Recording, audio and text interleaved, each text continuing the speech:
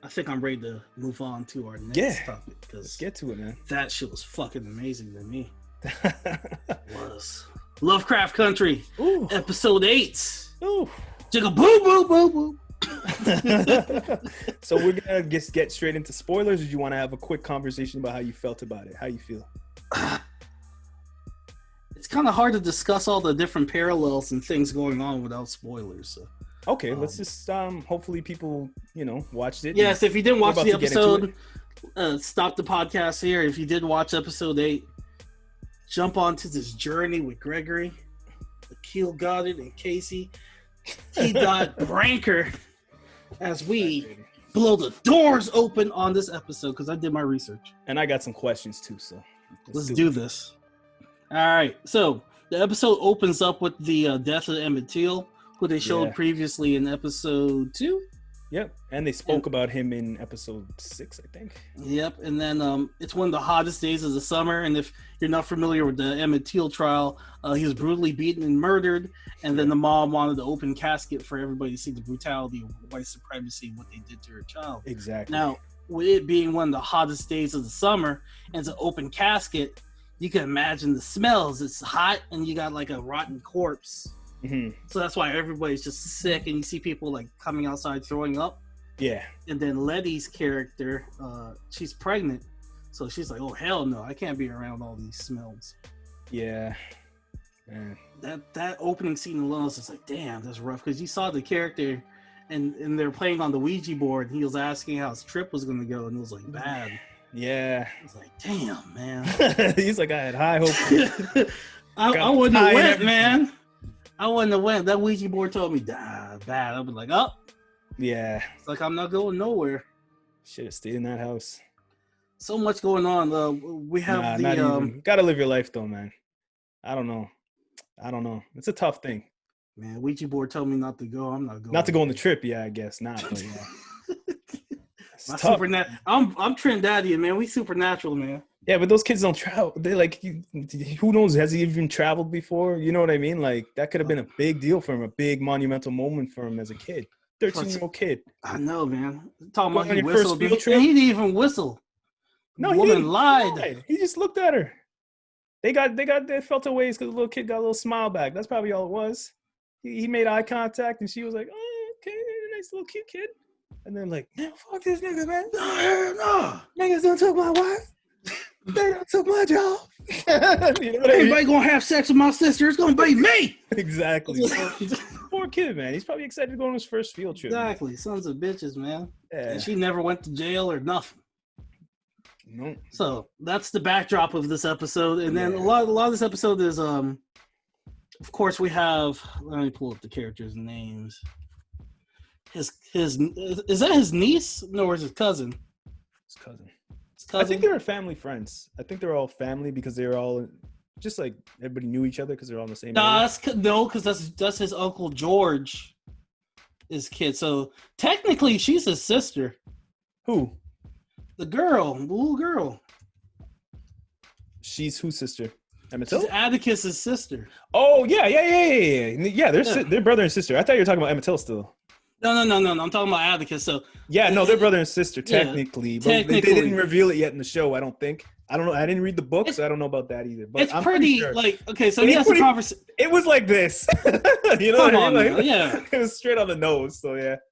So things I liked about this episode, I liked the conversation he had with his dad. His dad basically comes forward, tells him about sexuality. Yeah, tells him about him and his mom had the arrangement, and I think from there he puts 2 and 2 together. That's not really his dad. I think he's still slow. He's not that slow, Casey, because when he gets that Lovecraft Country book from the future, his son's name is George, who's his uncle died. Who's allegedly his dad. Boom. I know this. Hopefully he realized it. He's a smart guy, but I just think when it comes to emotional strength and emotional intellectuality, he's not all the way there. He kind of he does a great job emitting that in acting. Like you could see it in his face. He can't handle emotional problems. Like in this episode when the girl from Korea came, he was just like, we done, baby, Like, he didn't know how to be like, okay, I got a relationship now, we broke up. He could have been a very adult about that, but he just chose to that rage that he learned from his uncle, his father. You know what I mean? It's passed down to him. Unfortunately, he can't emotionally like communicate himself properly. Not yet. You know how I knew a Korean woman was at his house? I was like, is either Trinidadian or Korean because she left her shoes outside the door. Yeah, I was like, yo, this is a regular thing. I saw the shoes outside. I was like, hey, you got a West Indian or a Korean over at the house? was like, you Americans are too nasty. I'll go up in your bedroom with your shoes on. What kind of nastiness is this? This is how you're supposed to do it. Like, put the damn slippers on. I got slippers on right now. Put the damn indoor slippers on. You know, it's not that hard. Like, y'all going inside your house with your damn shoes on? That's some nastiness. So, yeah. Yeah, but so yeah. When I saw the shoes outside, I was like, that Korean woman's in town. Yeah. She didn't have a big as a part as I thought she was gonna have in this episode. She's not even in the book. It seems like they don't know what to do with her. She's just like, that could have been a phone call. Her conversation was like, hey. Yeah, exactly. I'm like, why are you here? Yeah, that was like, phone call. That was an expensive message. She flew all the way out there. Exactly. What she expecting? In the last episode, she was struggling to make food for the winter. And she got money for flights. And she knows English and everything now. It's been, what, a year? Yeah, that was craziness. I was like, this is not the usual consistency that Lovecraft would have. Exactly. Like, that's doing it for a dramatic effect, and it was kind of cheap, but I let it slide because it shows at such a high level of giving me stuff. Like, that was the one thing that made me go, I was like, please don't hit me with no CW love triangle bullshit. I don't need that, man. Yeah, and he's clearly not conducting himself properly, like, to communicate, like, yo, we broke up when I saw all these tales try to kill me. Like, we're done. You know what I mean? So, I don't know. That was madness. I like the relationship with Ruby Baptiste and I don't even know if to say Christina or what's the guy's name, William, because that, I don't know, it's interesting. It's weird and it's interesting. It gives a good dynamic because she's like, I was so let down by her character in that moment when she put the serum in to become white because she didn't want to. She felt she was a monster because she was black. Because I was like, come on, man, this is not the way. She's using it as escapism, like an alcoholic or a drug addict, you know. So I guess in the book, maybe she's addicted to that shit. She's addicted to it like a crackhead. Okay, because like they jump to it like she's an addict, like it's alcohol, like to her, like it's alcoholism. That's how I saw it in the show. Yeah, so I was like, they portrayed it well then. Okay, so because she felt emotions and she jumped to escapism. You know what I mean? So like. That's why I saw it as alcoholism or a drug problem. So they did it well, but it hurt me. You know, to see her do that, I was like, come on, man. You're one of the best looking girls in the show. Like, honestly, like, and you just go and do that. I was like, come on, man. She's like, she's like, these black cheeks ain't clapping. These pasty white ones will, though.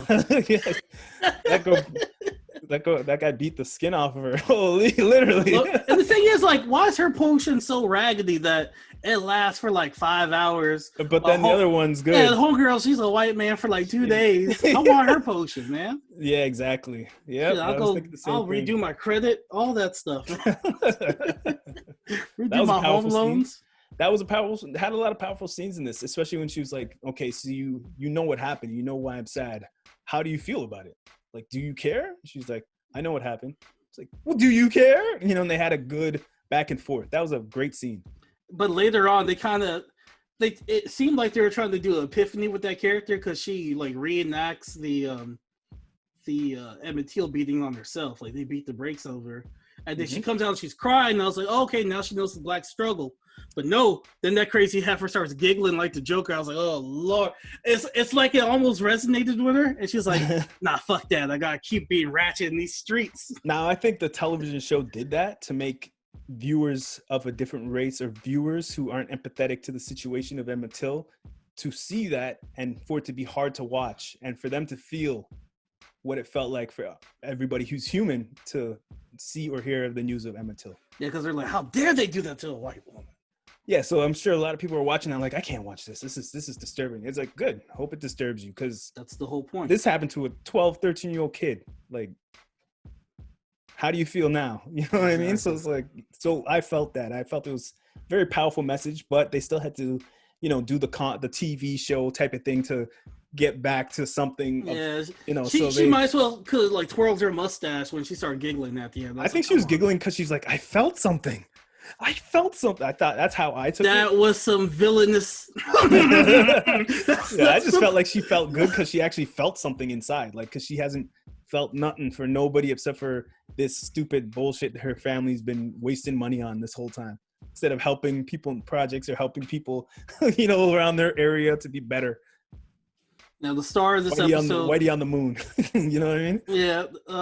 The star of this episode was his cousin sister. Sounds like some redneck shit. It's sort of like uncle, daddy, cousin, sister. I'm expecting the two main characters to be family somehow. Yeah, they have to be, man. I don't know about the book or nothing, but the way they're like, oh, it's in your family, and then they go to the sister, it's like, wait, she's related to him? You know what I mean? So, yeah, I don't know. I'm expecting in the book they didn't have all this uncle daddy drama. I'm expecting some Game of Thrones shit to happen just now. Yeah. So with his cousin sister, she gets the curse put on her. The cop literally spits on her forehead. Look like the big old wob. And I knew something was fishy was gonna happen because you see those two black girls and they have that vanilla ice cream. If you go back to Jim Crow, black people weren't allowed to even eat vanilla ice cream back then. We weren't allowed to have nothing white in our mouth, man. Like, what? Niggas better eat chocolate. So the fact that those two girls are eating vanilla, I was like, all right, that's not real. That's something weird's about to happen. That's why I knew some type of magical force was coming once I saw them two girls. Yeah, I felt scared for her, man, honestly, watching this, because I felt bad for her because her dad's gone. We don't know where he's at yet. I'm sure he's coming back. And her mom is like traveling through the cosmos and she's out here with the Guardians of the Galaxy. Yeah, I'm like, oh, this poor girl, man. She lost one of her close friends. It's like, oh my God. And now she got some friggin' Viking warrior spirit chasing after her as two black kids. Like, I don't know which white witchcraft they were doing on her, but oh man, come on, man. So what they did was they took like the JIGGA BOBO character, the watermelon eating like COON looking characters that you see on the cover of Uncle Tom's Cabin. That's that book. That was that book. Yeah. Yeah, that's what I was gonna ask. What the hell that book was? Okay. Oh, so yeah, Uncle Tom's Cabin. It's like a like anti-Civil War tale. It's about a slave that was like, people use the term Uncle Tom, but they use it incorrectly because Uncle Tom was actually like scheming and like trying to like, he was like helping the slaves and stuff. But people use it in the terminology of, nah, you doing wrong, you Uncle Tom. And that shows me right there that people don't read. Yeah, exactly. Because if you read Uncle Tom's Cabin, you'll know that Uncle Tom's actually the hero of the book. Damn. Martin Luther King, he went through it with the people in America also when he was trying to help. A lot of people were like, "Oh, this guy's trying to do some bullshit." It's always like that. It's always you're full of bullshit, and then when you die, they're like, "This man was a legend." Yeah, exactly. Can't even have a mustache like him. They'll call you porn stash and shit. You know what I mean? Like, damn right. Have a Martin. Because what Muhammad Ali all them years, he's a trap dodger, he lazy, he didn't want to go to war. Then when he died, that man was a civil rights legend. Exactly. Yeah. Yeah, exactly. So regardless of what you do, there's going to be haters. Yep. That's my take on Uncle Tom's Cabin. So this book was basically JIGGA BOBO? Is that what you're calling it? No, Uncle Tom's Cabin's name. That's the book, and the cover was the white girl and the girl. So like the picture that they showed you is like they show you a lot of imagery throughout the episode. Like they show you like the cream of wheat guy. They show you like Aunt Jemima. So these are always like black figures that are just seen as like less than. They're like shucking and jiving. Yeah, that's why they're doing all that dancing and stuff. So if you type in like Sambo or like watermelon eating, that's the type of imagery that they had. It's like that negative imagery of just black people just dancing and shucking and jiving. That's why those two characters are doing that. But they also had like characteristics of Freddy Krueger. Yeah. And they also have that homage to Freddy Krueger later on in the episode where they show you those the three girls with the jump rope. And even I was like, okay, that's a nod to Nightmare on Elm Street. That's my man, yo. Freddy's the man, yo. That's the homie right there. So that's why I really like this episode, because I got Freddy vibes the whole time. Yeah, exactly. It was freaking dope. Even when she was riding on the bike trying to get away, and all the adults were like, "What's going on? Get away from me!" You know, that's Freddy. All the adults can believe it. I'm gonna do a quick share screen. So if you type in Sambo, this is basically the creatures that were following her. Okay, so on our YouTube you could see this, but for the podcast listeners, he's showing us an image of of a woman. She got like, they made her eyes like extra bugged out looking, and she just looks extra. She looks over the top, like her hair just mash up. Like, nah, man, this is disrespect. This is a disrespect thing right here, man. Yeah, you see black people on the with monkeys crawling. Disrespecting. I can't even play Diddy Kong fucking racing. Not the same because these type of motherfuckers making this dumb shit. Diddy Kong ate the I couldn't even get Donkey Kong Country when I was little. My dad wouldn't buy it for me. He's like, you see, this is that same shit they be trying to do to us. I'm like, no, it's not that. So yeah, that goes back to the imagery, like with the Aunt Jemima that they showed you later on. All that ties back to that. Disrespectful, man. Why? What's with the hate? Like, why? I don't know. It's been going on for years, man. Yeah. And we still asking for our lives to matter, and they're like, no! Gotta stop asking.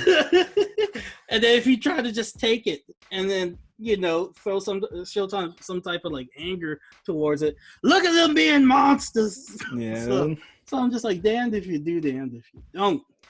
So throughout this episode, weaponry and multiplication. There you go. So throughout this episode, she's pursued by these two Sambo-like characters. Yeah. And that song, that "Let Me In" song, that's classic Jordan Peele right there. When you take an old classic, it felt like a Jordan Peele. It felt like a Jordan Peele doing Freddy Krueger. Okay, Jordan Peele, you out here.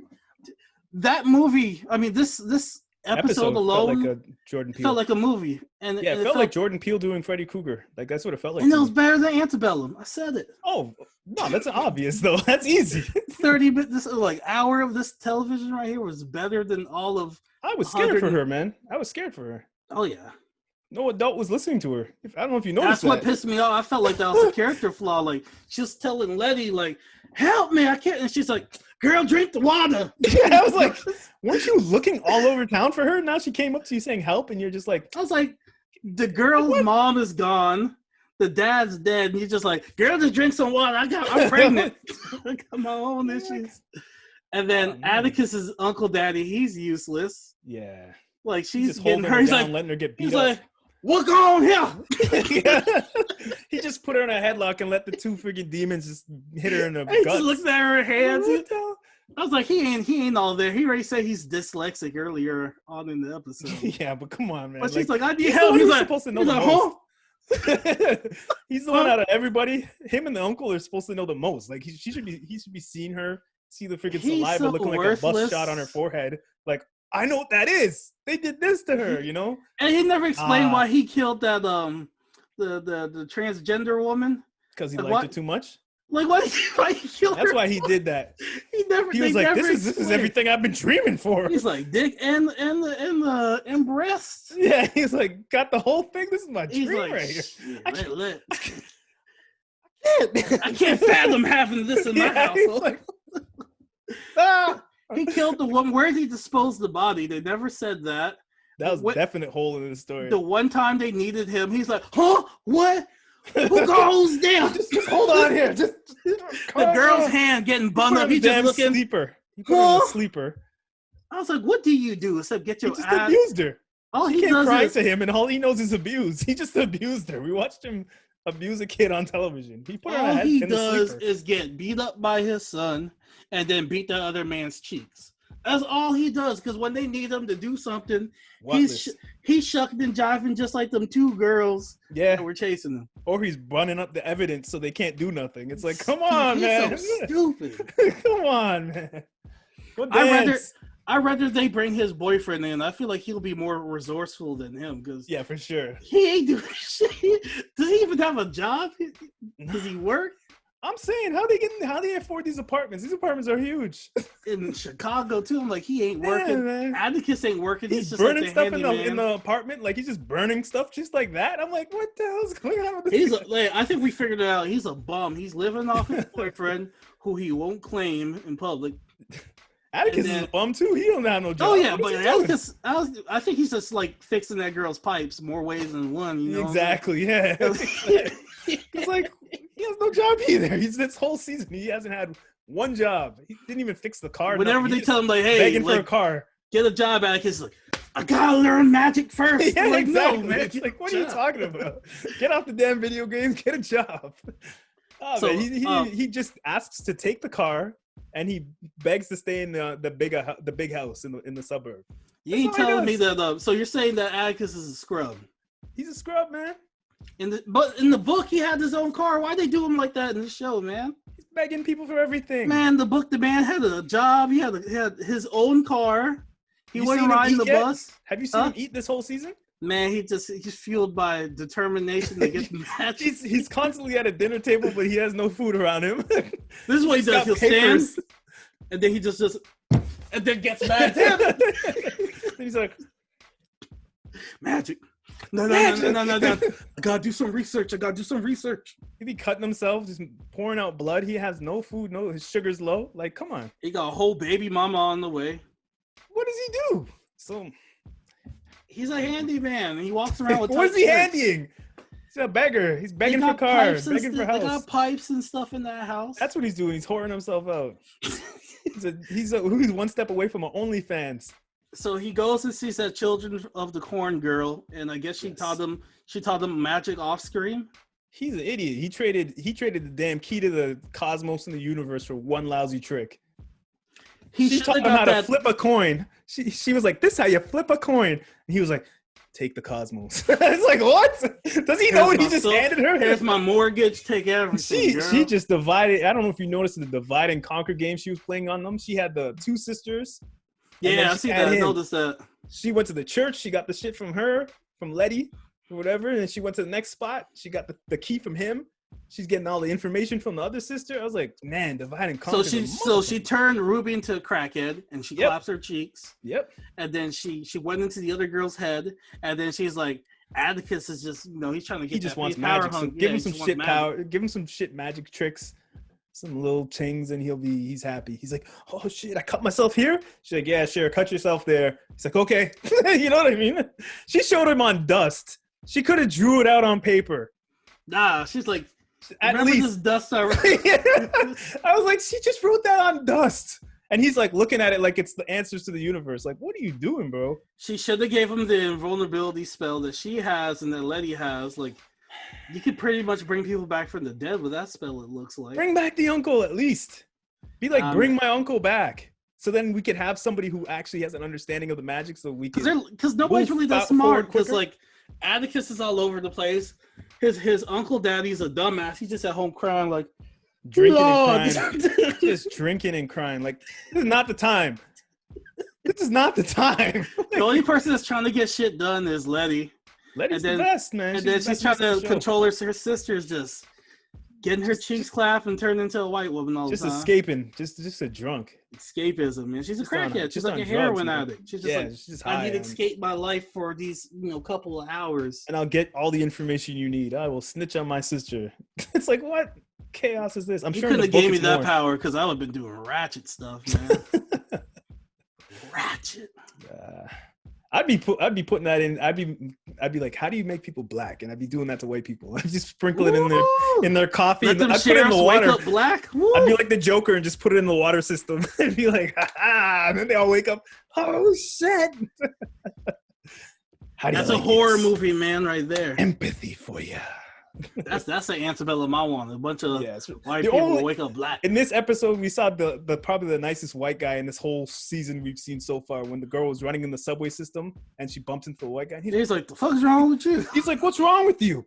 But like, he actually asked, "What is wrong with you?" Like, he actually, like that's no, he didn't care, man.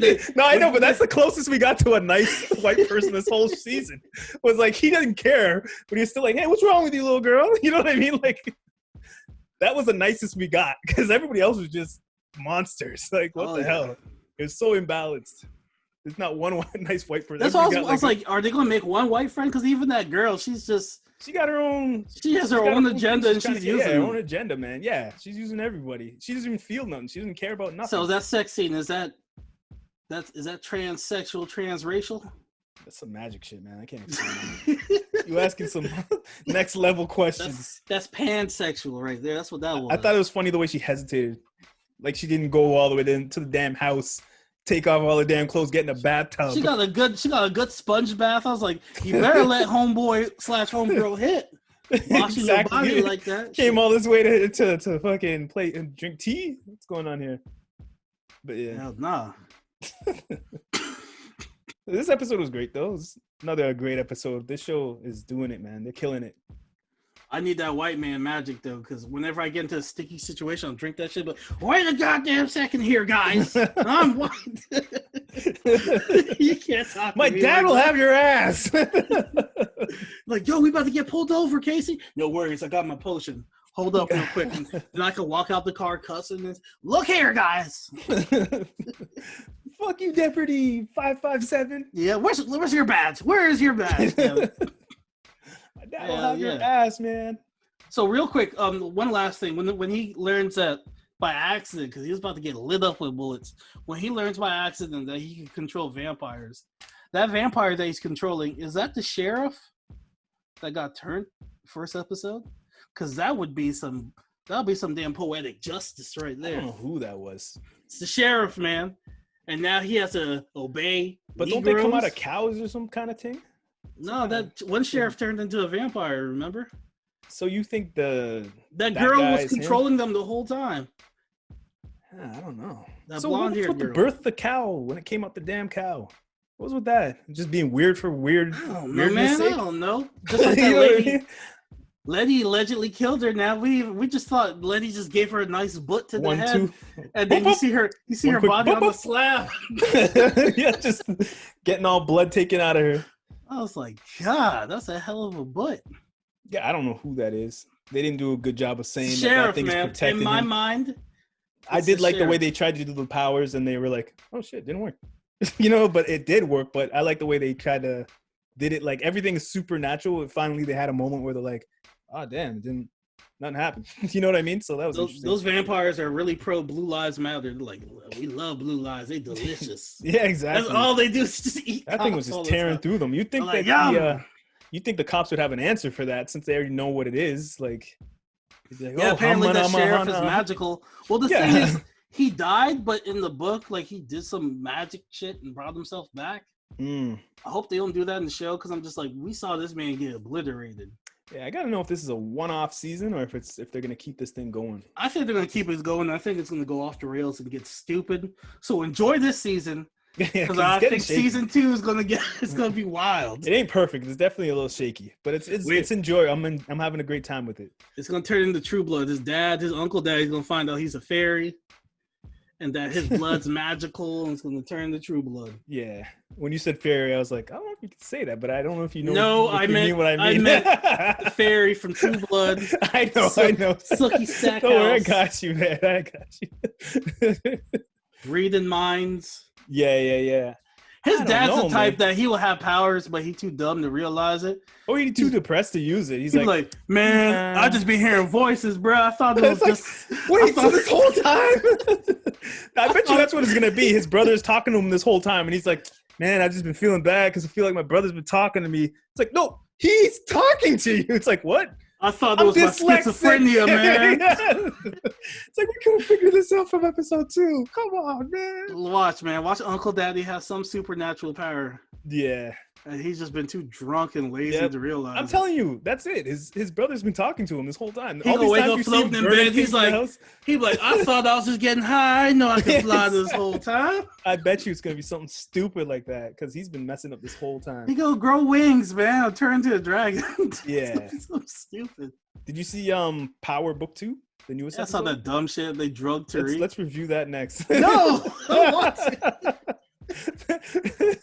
I watched it last night. I was like, this is stupid. They're taking it in another direction, eh? Oh my God, it's so dumb. Where you want to Lovecraft, start? Let's talk about Lovecraft. Let's end Lovecraft. Okay, let's finish off Lovecraft. I would have gave it a 10, but it was shaky with the whole love triangle, so I'm gonna give it a 9. Yeah, I definitely give it a 9. For all the shaky stuff it had, it just levels leaps and bounds with amazing storytelling, powerful messages. So it definitely deserves a solid 9, man, for me. All right, I loved it. I'm gonna check it out again. There's multiple episodes on this season. I gotta check out. So I can watch it again. It was good, but I'm gonna give Tariq 10 minutes.